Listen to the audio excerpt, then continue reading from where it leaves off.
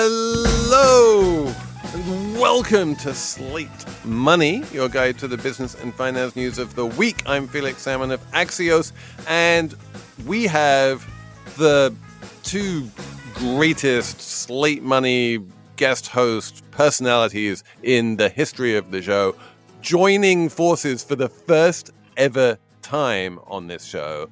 Shira Ovide, welcome back. Thank you very much. You are the tech friend at the Washington Post? Yes, I write the Tech Friend newsletter at the Washington Post. Google it, sign up for it, it's free. We are going to talk about Googling things and why that is illegal, kind of, coming up on this show. But before we get to that, we need to introduce, of course, the one and only Anna Szymanski of Reuters.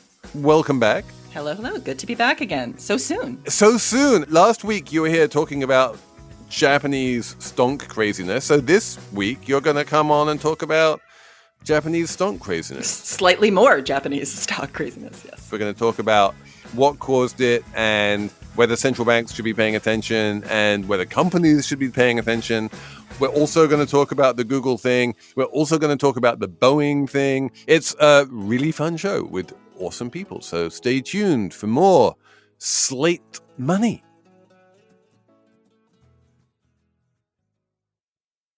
Hey there, Slate Money listeners. Before we start the show, I want to let you know about a story coming up a little later. It's from one of our partners, SAP. AI comes at you fast. If you don't get reliable and relevant advice, your business might miss out. Whether you're looking to automate tasks or embed AI in your business processes, SAP can help. To learn more, head to sap.com/AI and stick around for expert advice on how to embrace AI with confidence. Want to teach your kids financial literacy, but not sure where to start? Greenlight can help. With Greenlight, parents can keep an eye on kids' spending and saving, while kids and teens use a card of their own to build money confidence. As a parent, you can send instant money transfers, set up chores, automate allowance, and more. It's a convenient way to run your household, customized to your family's needs, and the easy way to raise financially smart kids. Get started with Greenlight today and get your first month free at greenlight.com/Spotify. So that was a fun week, Anna, in the markets. This is what sometimes happens in August, is that all of the traders go off on their summer holidays and then there's no volume and then something happens and then all hell breaks loose. Did we just have another one of those August temper tantrums? Essentially. So the last time on Slate Money, you will all remember, we were talking about how the market was going a little bonkers. But when we were recording, the market had only been going bonkers for a few hours. We've now had a week of this, so we can recap a little bit here and then try to ask, does it actually matter at all? Or as Felix, as you say, is it just a bunch of people going to the Hamptons? So that is definitely a big part of it. So as a reminder, basically, we had some small real things that happened. The Bank of Japan increased interest rates slightly. We had a jobs number that was disappointing.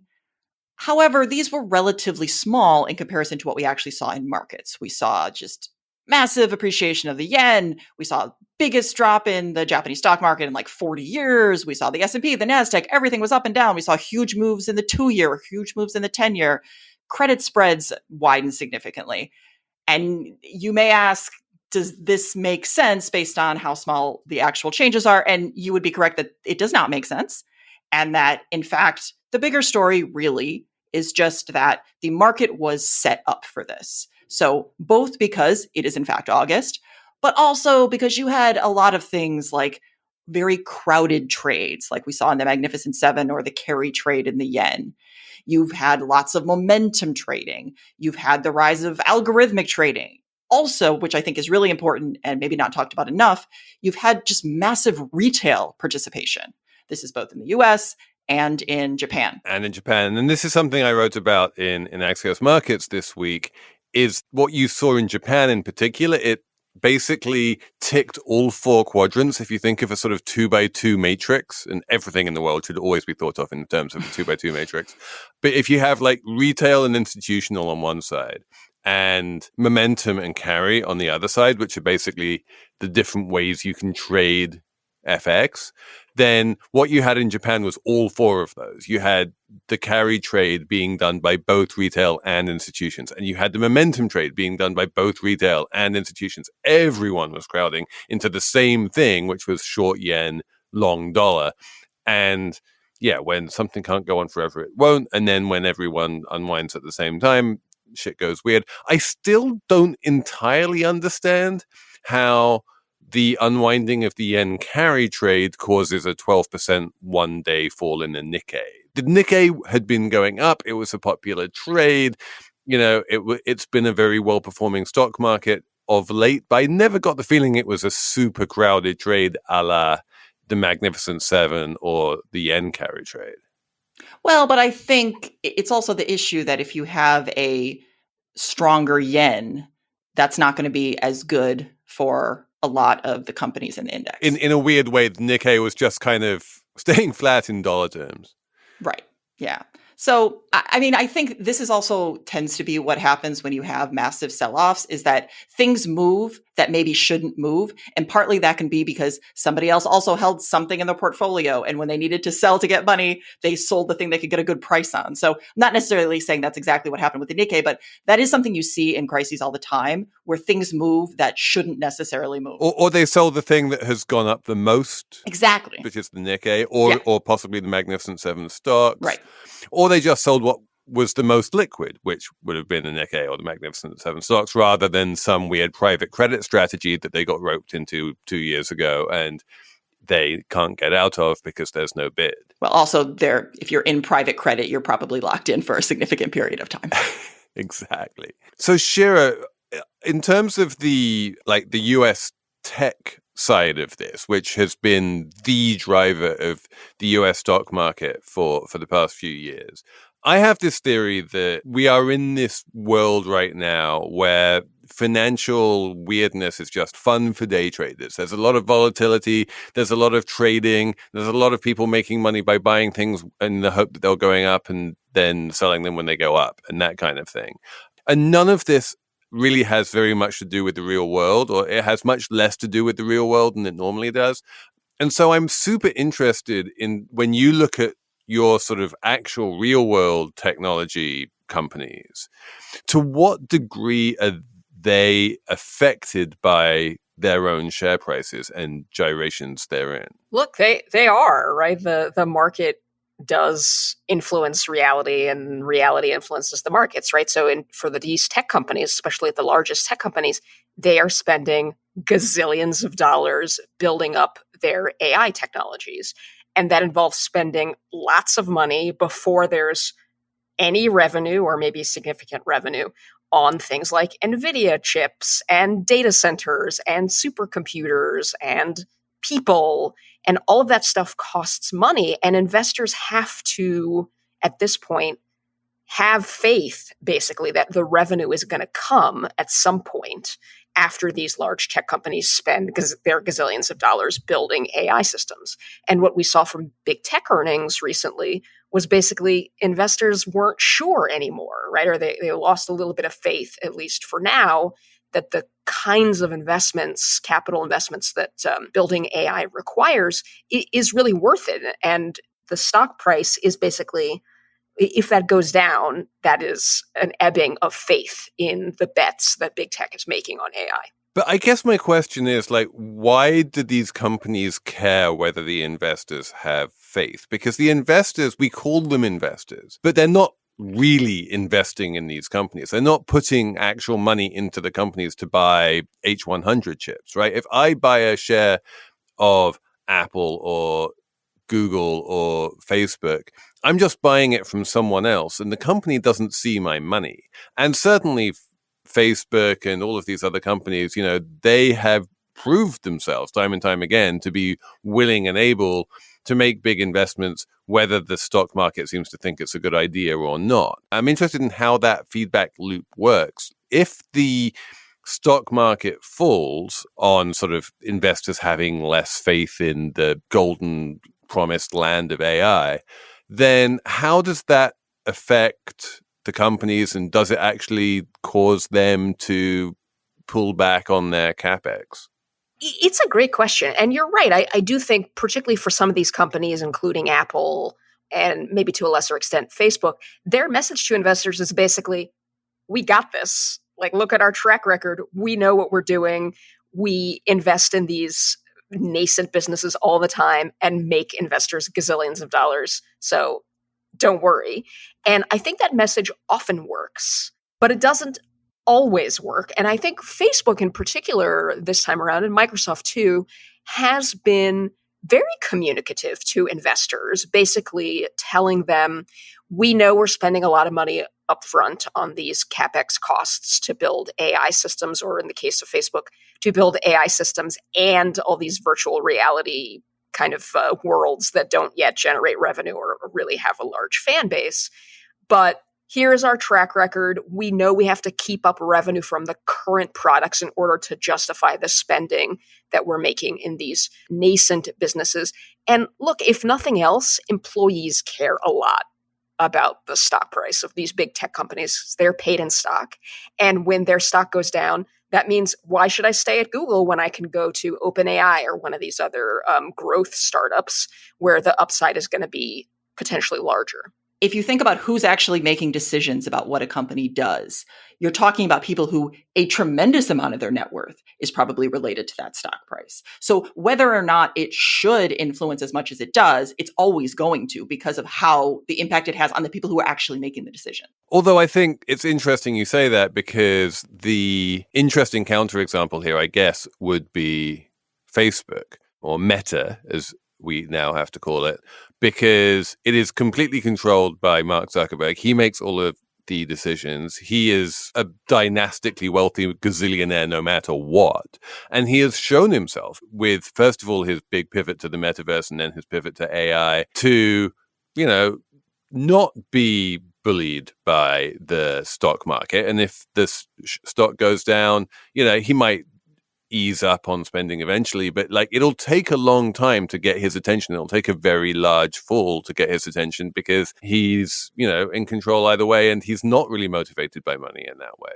But then the question I really had for you is the other way in which markets influence the real world, which is that we had the deputy governor of the Bank of Japan coming out after the market turmoil in Japan and basically saying, whoops, yeah, don't take that too seriously. We still need to be kind of thinking about easing.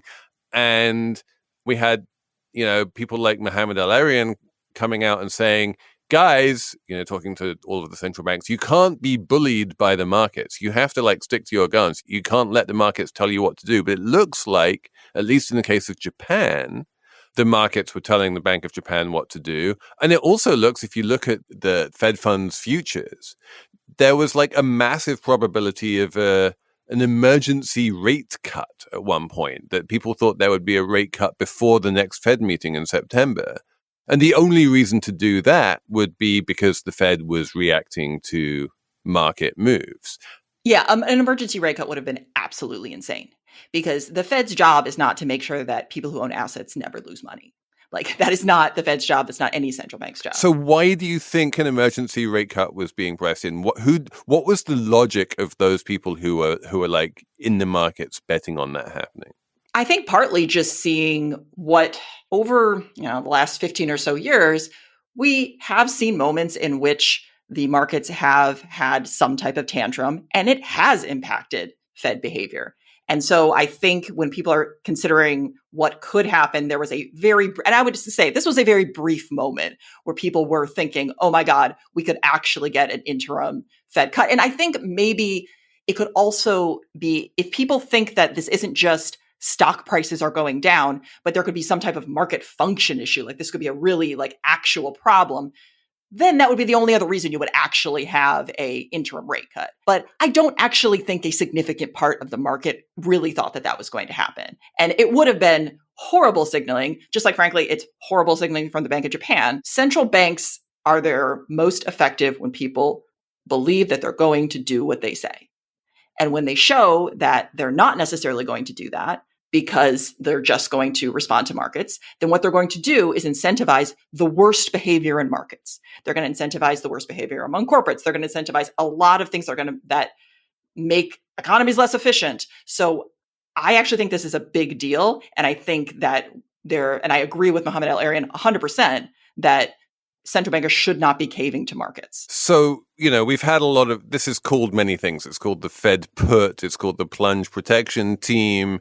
This idea, and this was really, I feel like this really came into existence in the Alan Greenspan era, that the Fed pays quite a lot of attention to the stock market. And it feels like, if you want a healthy economy, then one way to get a healthy economy is to make people feel rich. And the way you make people feel rich is by making their stock portfolios go up. This whole train of thought, I feel, is what has led to, again, looking at the Fed fund futures, a pretty high expected probability of a 50 basis point rate cut in September. Do you think there is a decent chance we'll see a half point cut in September? And if we do you think that will be at least in part because of markets being bullies? So I know the probability of that has declined a little bit, both because of some economic data we've gotten and because of an issue with the treasury auction. But having said that, you are correct that there is definitely a much stronger probability of that than there would have been 2 weeks ago. To be perfectly honest, I don't think what we're seeing on the ground indicates that there should be a 50 basis point rate cut. In the grand scheme of things, despite some pockets of weakness, the economy is not doing that poorly. I guess I'm of two minds of this, though, a little bit, because if markets were to price a very high probability of a 50 basis point rate cut, especially if you're talking about a Fed meeting that's not too long before an election, I do think that would put a lot of pressure on the Fed to not act in such a way that could create some problems in the market. Yeah, just to be clear about this, if the market is expecting a 50 basis point rate cut and then the Fed comes out and only does 25 and the market falls off a cliff as a result, then that is not the kind of thing that Jay Powell wants to be causing in the markets right before an election. And the one thing we can say with kind of certainty about Jay Powell's Fed is that he and they are incredibly good at telegraphing to the markets what they're going to do before they do it.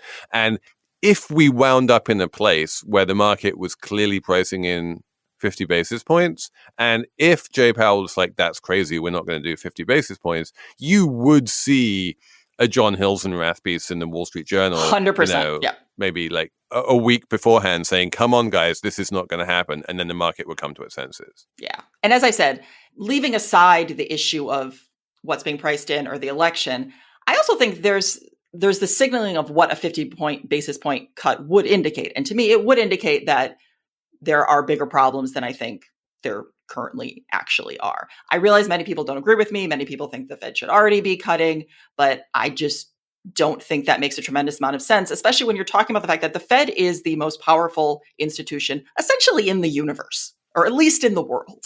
Like what the Fed, it really is. It is more powerful than the sun. It's like probably not, maybe not the sun, maybe not Jupiter, but like it's pretty powerful. The gravitational pull of the Fed. It's true. It has astonishing power. Right. So I think the Fed should be cautious in how it moves, and it should not be too forward-looking. I actually think it makes sense for the Fed to be slightly behind the curve than for the Fed to pretend it knows what's going to happen and then make changes that then end up being wrong because everybody's bad at predicting what's going to happen and then have to reverse.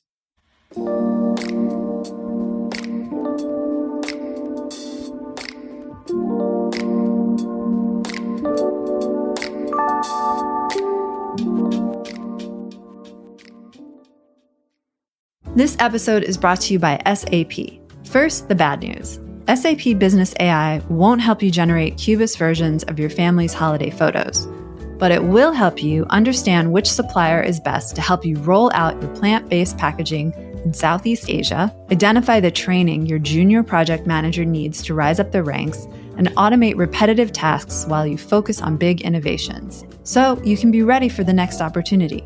Revolutionary technology, real-world results. That's SAP Business AI. This episode of Slate Money is brought to you by Z-Biotics. There's always a lot going on in summer: vacations, weddings, birthdays, reunions, and after a night with drinks, it's tough to bounce back the next day. With Z-Biotics pre-alcohol probiotic drink, there's a surefire way to wake up feeling fresh after a night of drinking.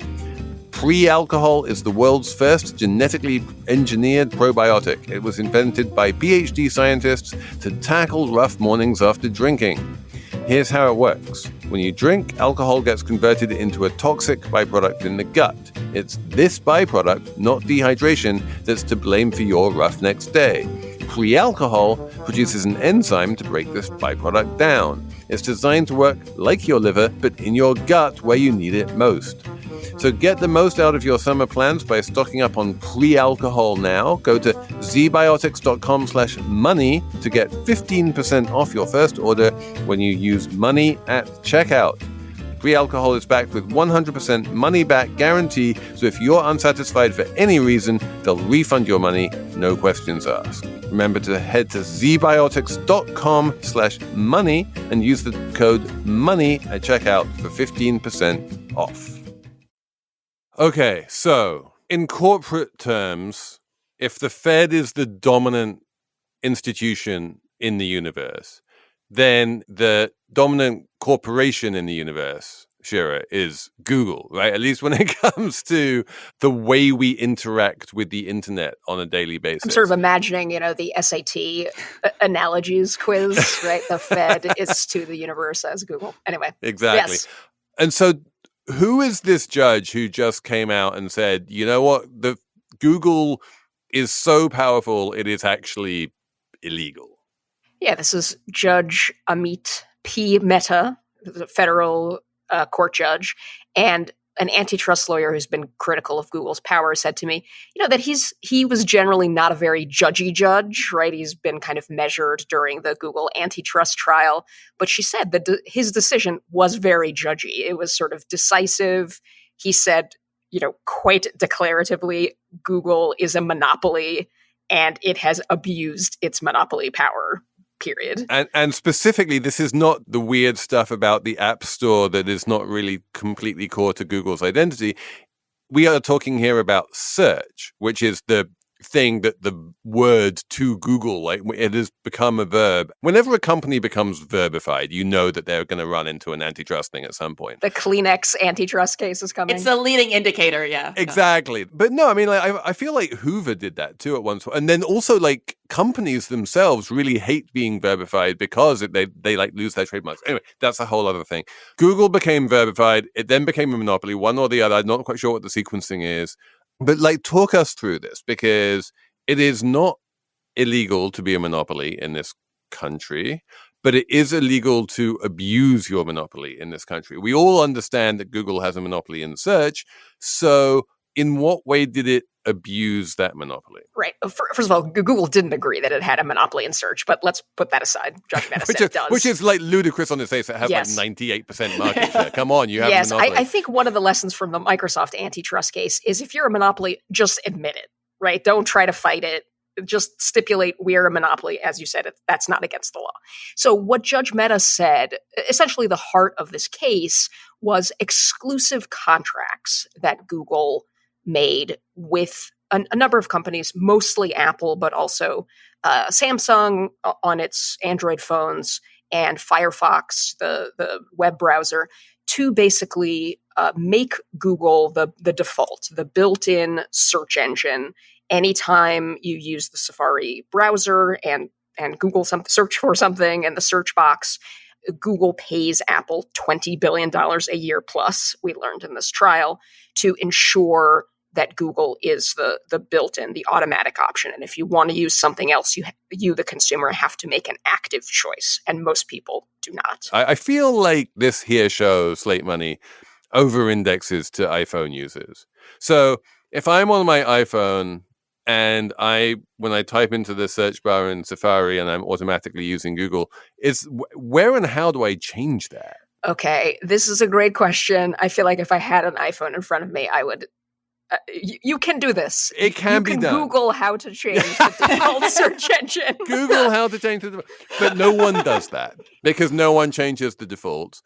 And so what Judge Mehta was saying was basically, look, People should be able to choose their own defaults. And so when you fire up Safari for the first time, it's not even about consumers. It's about competitors. What was illegal here was that by striking these exclusivity contracts, Google effectively shut out any other competing search engines, right? So look, Judge Mehta also said Google is the best search engine, right? But the question is Google the best search engine because it's the best search engine? Or is Google the best because it cheated?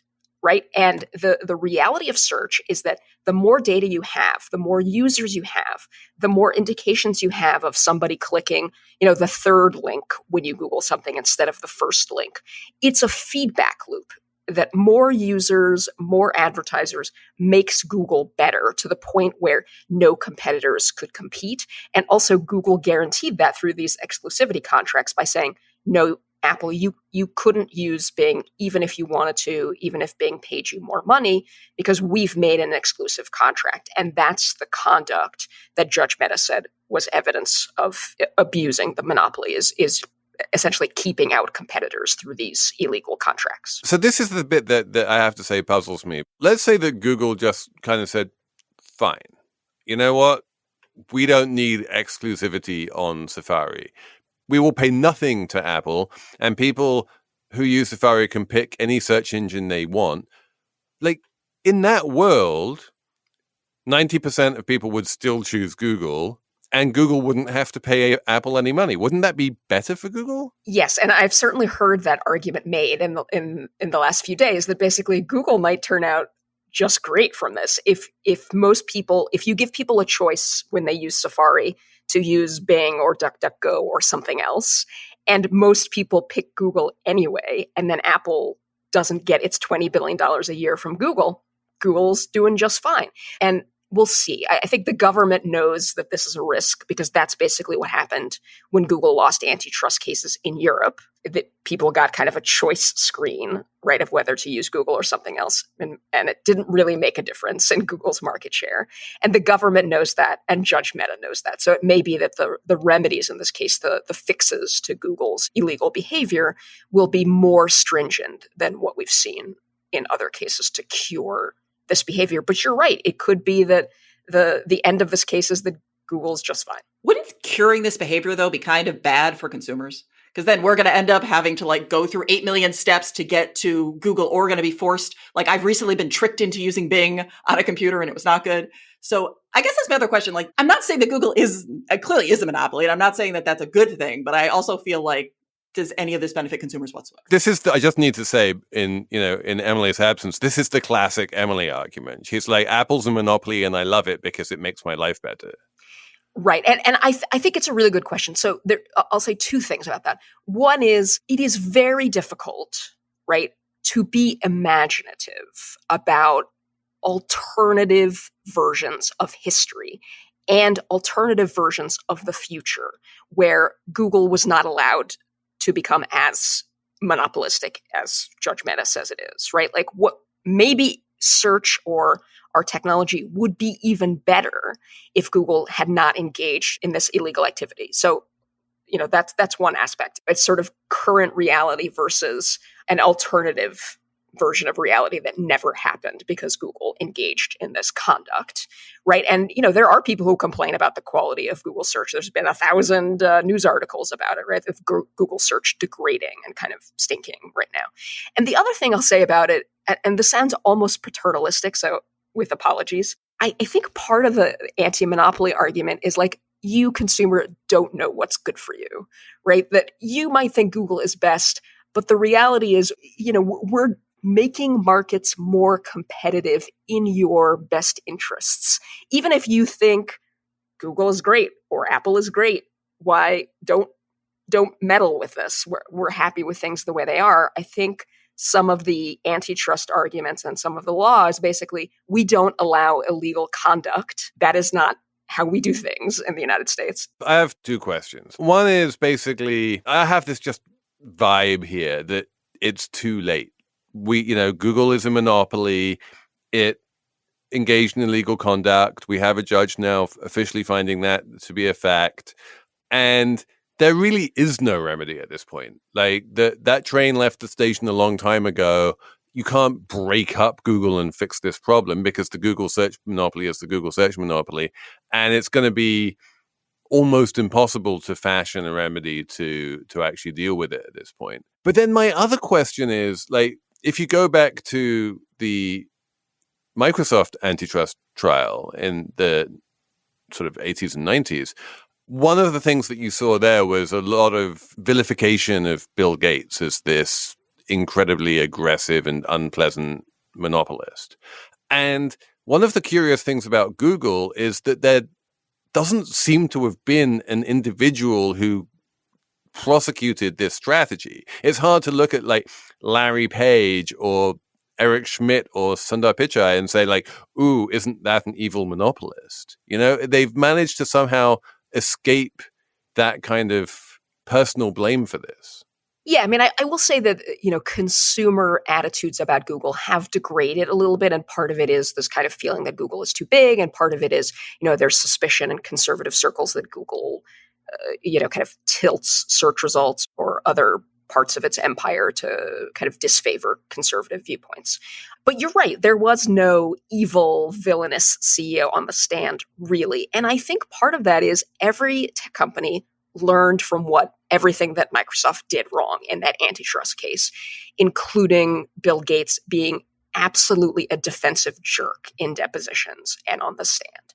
And one of the things we've learned basically in actually several ongoing antitrust trials against Google is executives and employees now regularly sort of don't communicate in ways that could be saved, right? Because they don't want the kinds of emails to come out at trial, the nasty ones that came out in the Microsoft antitrust case about cutting off air supply of competitors and things like that. So, Google uses disappearing, kind of deletes messages and kind of declares everything attorney-client privilege. Oh, that was glorious. The way they every time they would email each other, they would copy a lawyer and put privileged and confidential on the top. It's just That's right. And Judge Mehta was very critical of this. And again, there have been the judges in other antitrust cases. It's kind of brilliant, though, to be fair. Yeah. I mean, and again, I think this is now relatively standard practice at tech companies. And remember, Google has basically faced antitrust investigations for 15 years. Right. So this is old hat to Google. It's just a line item. It is just a line item. They have gotten used to operating in an environment where their hands are a little bit tied by perennial antitrust investigations all over the world.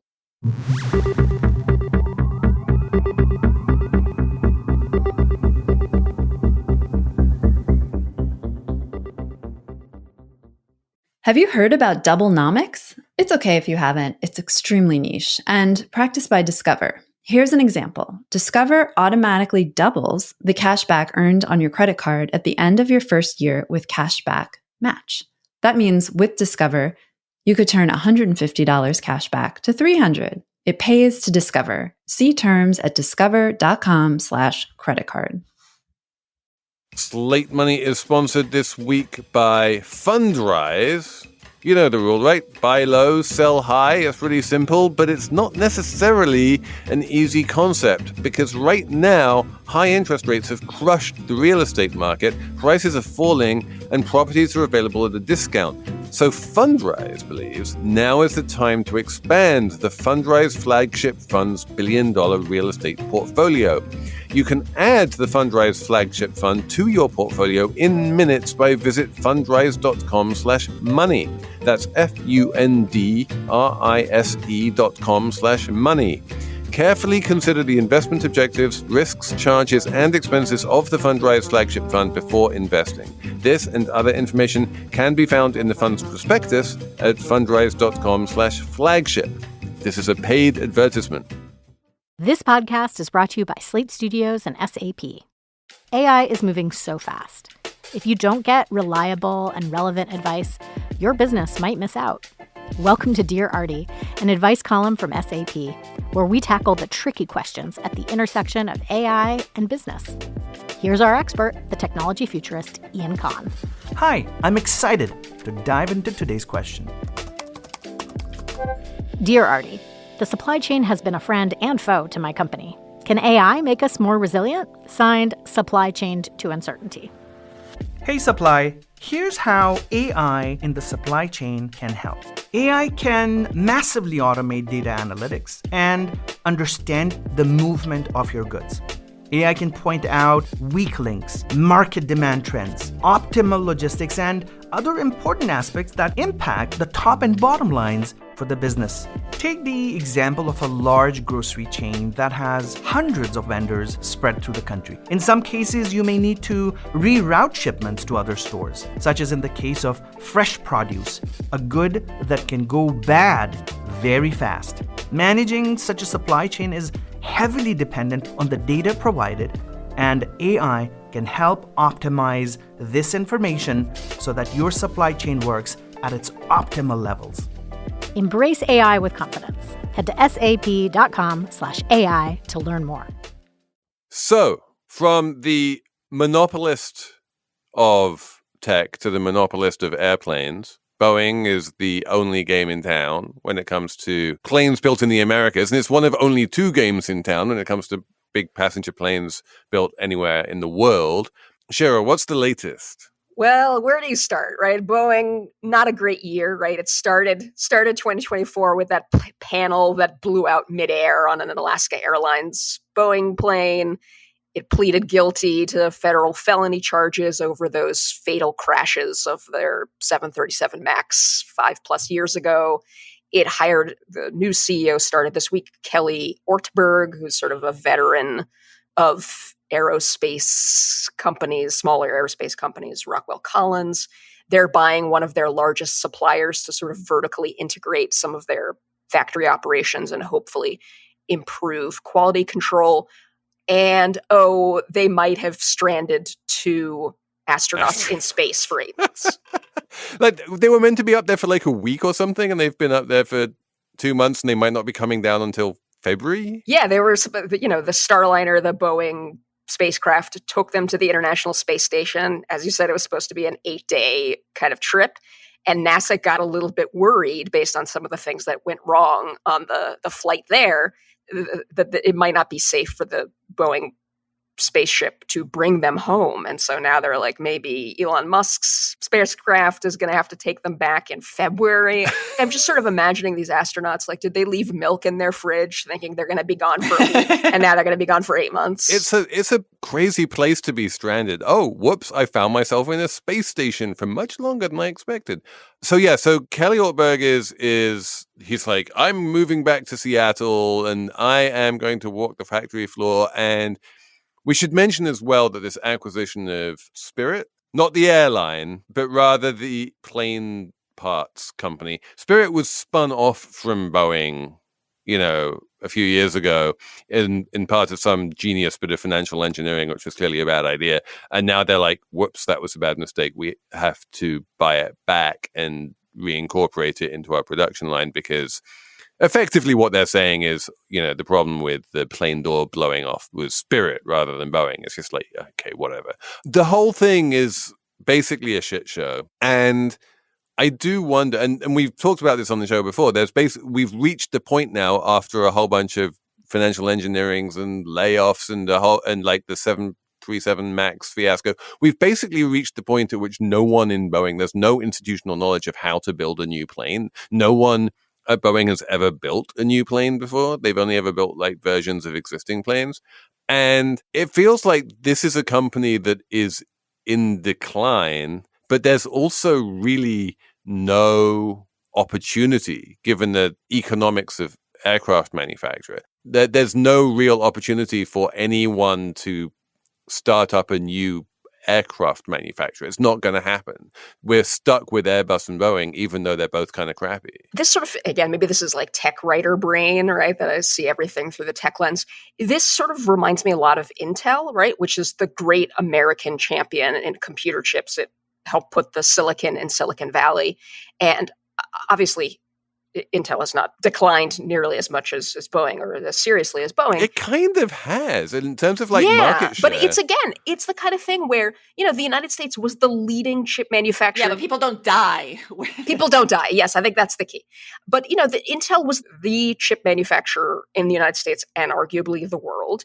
And over the past couple of decades, it just sort of fell apart, right? It kind of missed mobile. It missed, the kind of mobile chips that Qualcomm and others dominated. This whole concern that the United States has now about all of our most advanced chips in the world are made in Taiwan, and what happens if China invades or something worse, right? Some of that is Intel's fault because it dropped the ball on computer chip manufacturing. So now there's no American company that is kind of doing cutting edge chip manufacturing the way that TSMC and Taiwan and Samsung are doing. So, it's just both Boeing and Intel are kind of the loss, it's almost, I feel almost unpatriotic, right? The kind of loss of these two great American champion companies. I get that, but I feel like it's very easy in the case of Intel to point to TSMC and say the decline of Intel is the same story as the rise of TSMC. And TSMC, comes out of Taiwan, does things better, and becomes the dominant chip maker on the planet. In the case of airplanes, you have the decline of Boeing, but you don't have the rise of anyone else. You just have the decline of basically the entire industry and the whole industry looking sclerotic because there is no one else. Although it's interesting that on the one hand, this seems like a very clear example of when you have a monopoly, companies just have no incentive to make their company better. But if you look at what Boeing was doing over the last, 20 or so years, they were definitely doing a lot in terms of trying to make their share price go up. It wasn't as though they were sitting there doing absolutely nothing, being like, okay, we have this monopoly. So I guess it's one of those things too, where I think, yes, a big part of it is just, this is a monopoly, but I also think it's just, this was profoundly misguided corporate strategy. Yeah. And that's exactly the criticism of Boeing, which is that they spent way too much time trying to make their share price go up and not nearly enough time trying to make better airplanes. But I guess then so what happens? Boeing is a really important company, as you say. It's like 1% of GDP. It's an insanely important company. How does one fix this? I guess my question, and again, I'm not an airplane expert, but why hasn't Airbus taken advantage of Boeing's struggles particularly over the last 5-6 years? It doesn't have the capacity. Yeah. All right. Well, build capacity. Yeah, but also it's a Euro pudding.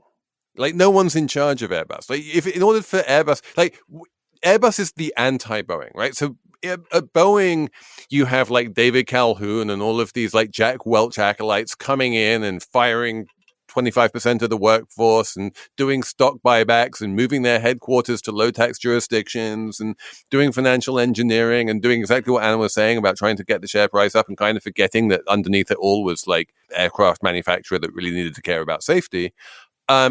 And that is like capitalism run amok and going way too far. Whereas Airbus is the exact opposite, which is basically if you want to do anything, it needs to be palatable to the French government and the German government and the Italian government and the Portuguese government and the Spanish government. And by the time they've all agreed on anything, it's 35 years from now. So it's like, it really is this kind of, do you want a committee of industrial politicians to decide things, or do you want Jack Welch to decide things? And both of them seem to be a really bad way to run a company. Seems like there should be some type of happy medium in between those two extremes. I feel there was, right? There was that brief period where these companies like Bombardier and Embraer and people like that were coming along and making waves. They never made really big planes, but they made like the short haul passenger planes. But yeah, I don't know. They don't seem to have clicked enough. And it's just going to make flying worse and worse because it for the very fact that Airbus cannot just pick up the slack here, it just means, and I know there's also just massive backlogs of planes that need to be fixed as well, kind of holdover from the pandemic. There aren't enough mechanics.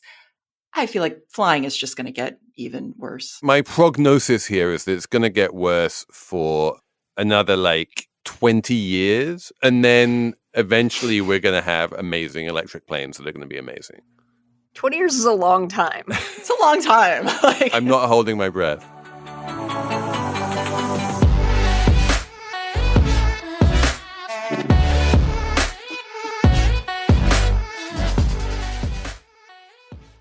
We are going to have a numbers round, but Before we get there, I have a big announcement, which is that the Slate Plus segment is no longer just going to be an extra segment tacked on to the end of the regular show.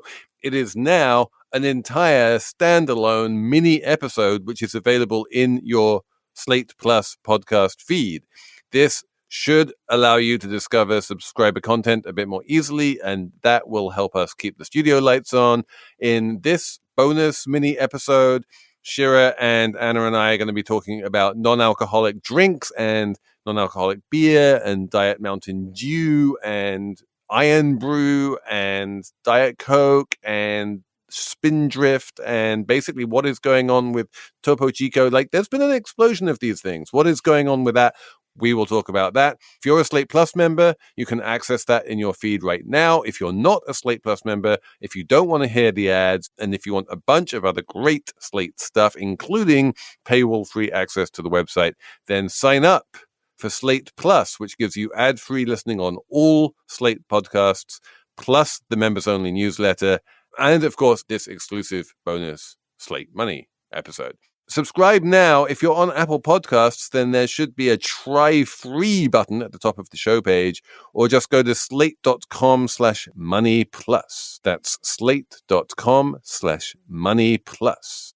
We should have a numbers round. Shira, do you have a number? Yes, my number is 84 days. So Starbucks on Thursday started selling its pumpkin spice latte. And that is 84 days before Halloween, and that's the earliest that Starbucks has ever started selling pumpkin spice latte, according to CNN. And, you know, this was from a story that CNN wrote about Summerween, which is basically this attempt to start Halloween and Halloween retail sales in the summer, right? Like well before the holiday, and kind of turn it into this extended retail buying season, which I just reject. Absolutely. When should pumpkin spice lattes go on sale? If Shira Ovide ran the world? After Labor Day. I agree. After Labor Day. I mean, look, I don't like pumpkin spice latte in general, but as a sort of marker of this is the start of fall, I agree. The Tuesday after Labor Day. Okay. I'm happy for that to be the new rule. And I don't want to see, I mean, in the CNN story, they're literally showing Costco displays from like March and April with, you know, Mickey Mouse pumpkin themed merch. And I don't want to see that. Get that out of stores. Respect the seasons, people. Respect the seasons. I mean, I understand it from retailers' point of view, right? That they want to get people to splurge, and people are willing to kind of spend on more than just the essentials for kind of holiday related gear. And buy their Home Depot giant skeletons and things like that. I respect that, but just stop being so pushy, retailers. When should the pumpkin spice latte stop being sold? Well, but because I think it's also competing with the pepperminty, Christmassy themed drinks at Starbucks, right? So does it stop like before Christmas? I think Thanksgiving. Thanksgiving? Okay, maybe Thanksgiving. Yeah. All right. We've now decided how Starbucks should run its operations. Exactly. Listen to us, Starbucks. We understand the seasons here at Slate Money. Anna, what's your number? My number is 80 million pounds. So that is how much Stephen Schwarzman spent on this estate in the UK. But he is running into a lot of problems, or especially one big problem, and this problem is a newt. Apparently, there are insanely onerous newt restrictions in the UK. There is this grand crested newt. And so apparently Stephen Schwarzman has to pay for these people to come every single day of construction and look over like every square foot of this site to see if there are any of these newts. And if they find a newt, they have to, and like I quote, remove it with a gloved hand. And then on top of this, even after he finishes construction, it's like for the next 30 years, he has to continue to do some type of like remediation things, you know, in the event that he could be hurting these newts. And then the whole point of this story that also is just insane, there are none of these newts on his property, apparently. They've never actually found any of these newts. They just think they could have these newts. Anyway, I went into the story expecting to be like, Stephen Schwarzman. I ended the story being like, I agree with Stephen Schwarzman. This is insane. The UK has a very famous politician by the name of Ken Livingstone, who used to be the mayor of London. He was the first proper mayor of London when the mayor of London became a job earlier this century. And he was famous for being a great newt lover, and he would, talk your ear off about newts. And do not ask me why English people love their newts so much, but they do. I thought English people loved hedgehogs. Oh, the hedgehogs, newts, donkeys, like all random animals. The English have a thing for, the queen and her corgis. It's a thing. Well, the corgis are cute. Like the corgis I get. Yeah, they have Newts, those cute little bottoms which wiggle back and forth. Anyway, my number is 15. I guess it's 15.1, which is the number of billions of dollars that was wiped off the valuation of various cable TV networks this week. First, Warner Brothers Discovery came out and they wrote down their cable TV networks by $9 billion. So that's like CNN and TNT and TBS and that lot. And then a few days later, Paramount came out and they wrote down the value of their TV networks by $6 billion, which is almost more than the valuation of the entire company. That's Comedy Central and MTV and Nickelodeon. So basically, if you thought that cable TV networks were worth any money at all, you're wrong. They're not. Yeah, I mean, it's sort of, I was a media reporter 15 years ago. Yikes. And I still remember the first time there was a slight decline in the number of Americans who subscribed to cable or satellite television, right? It was a historic moment, right? When that started to happen, that number started to go down because, at a certain point, 90+% of US households had cable TV or satellite television. And now that number is well below 50%, right? And it didn't happen that long ago when it started to decline. So really just that kind of collapse of the conventional pay TV industry. That was pretty fast. It does seem like, though, it's interesting that you have so many different streaming services that then people seem to be like, you know what I want? A bundle where I have a bunch of streaming services, a bunch of channels all in one place and I pay one price. And you're like, that's kind of what cable was. Everything old is new again. So I think that's all we have time for this week. Thanks so much for listening. Thanks so much for emailing, slatemoney@slate.com. Thanks very much to Merritt Jacob and Jared Downing for producing. And especially thanks to Shira Ovide and Anna Szymanski for coming on and just being the most awesomest. We love you guys. You're amazing. Thank you, Felix. We try. Pumpkin Spice Felix. Pumpkin Spice Felix signing off, and we'll be back with more Slate Money next week. Have you heard about Doublenomics? It's okay if you haven't. It's extremely niche and practiced by Discover. Here's an example. Discover automatically doubles the cash back earned on your credit card at the end of your first year with Cashback Match. That means with Discover, you could turn $150 cash back to $300. It pays to Discover. See terms at discover.com/credit card. Okay, you can do this. I know. Carvana makes it so convenient to sell your car. It's just hard to let go. My car and I have been through so much together. But look, you already have a great offer from Carvana. That was fast. Well, I know my license plate and VIN by heart, and those questions were easy. You're almost there. Now to just accept the offer and schedule a pickup or drop-off. How'd you do it? How are you so strong in letting go of your car? Well, I already made up my mind, and Carvana's so easy. Yeah, true. And sold. Go to Carvana.com to sell your car the convenient way.